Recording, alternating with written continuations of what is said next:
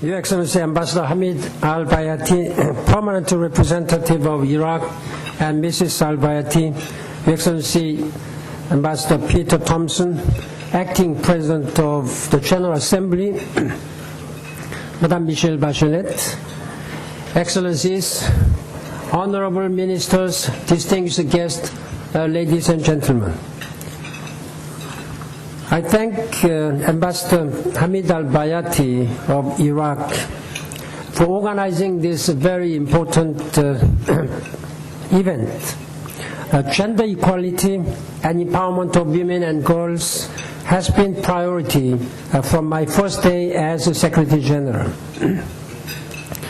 And I stress the need to do more for and with the world's women and youth as one of my 5 imperatives for the coming 5 years.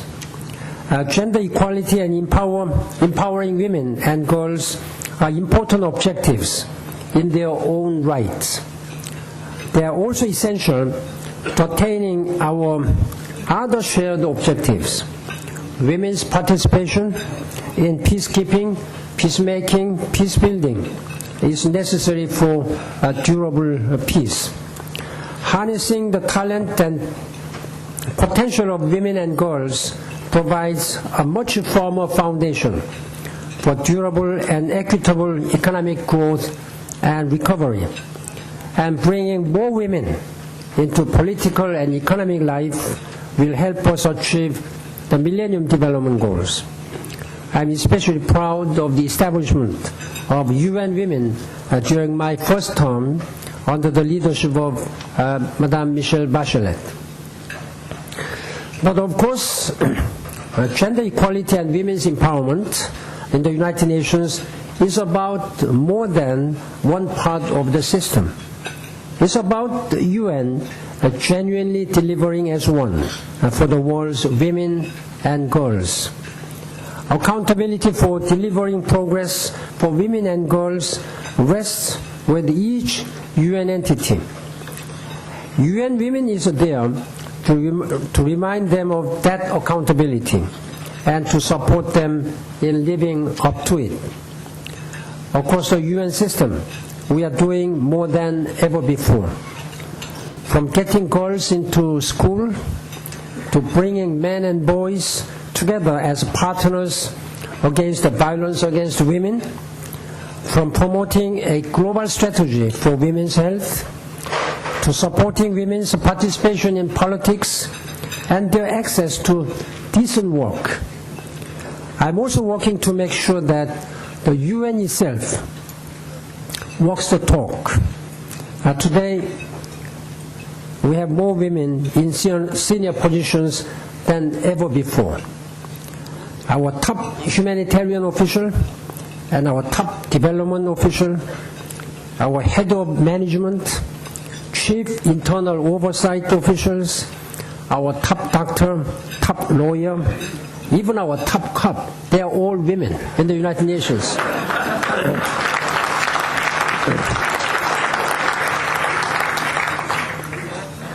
We have more female special representatives than ever before on the ground. And just this past Friday, I unveiled another important appointment. Susan Malcora, currently USG for Field Support, will join my immediate office as chef de cabinet.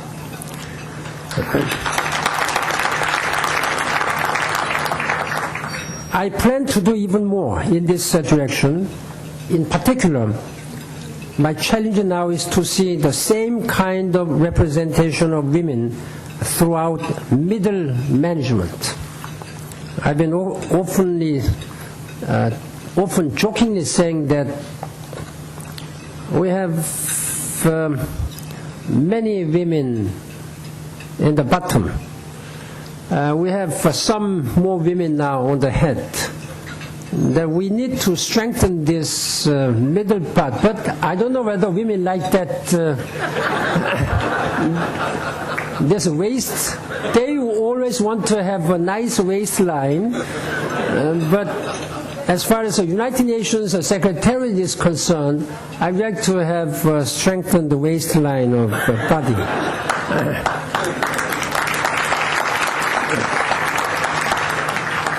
Ladies and gentlemen, let me turn briefly to the area of women, peace, and security. We are working to build on the foundation provided by Security Council Resolution 1325, including by supporting national action plans for implementation of this resolution and its follow-up, Resolution 1820. The 7-point action agenda on women and peace building commits the United Nations to making great efforts to put women's voices at the heart of peace talks and planning for post-conflict recovery. I have been receiving some complaints from Madame Michelle Bachelet. Why don't you appoint more women in peacemaking, mediation, and as a special envoys who can really deal with all the situations like Syria or Darfur and elsewhere? And I have taken note of that, and we will do more. In fact, head of our peace-building support mission is a woman. In my second term, I want to see more women in the forefront of rebuilding nations that are emerging from conflict. The UN will do more to make this happen. In Iraq, in Afghanistan, South Sudan, Somalia, and wherever peace and stability are at risk. Ladies and gentlemen, we have come a long way, but we have a very long way to go. From the Convention on the Elimination of All Forms of Discrimination Against Women to the Beijing Platform for Action to Security Council Resolution 1325, member states have given us a rich body of standards and norms. The role of the United Nations and my role is to work with the member states so they become a reality in the lives of every woman and every girl. I welcome Iraq's contribution today in convening this event. Iraq is generally on course for achieving gender parity in primary education element. However, considerable gaps remain in terms of employment beyond the agricultural sector, in representation in parliament and other decision-making bodies, and in other areas. When it comes to women taking in decision-making positions, particularly in the parliament, my aim is that to eliminate all these situations where 9 countries in the world where not a single woman is represented at the parliament. I would not name who are those 9 countries. I think these 9 countries will know. I have already started, and I have made some results.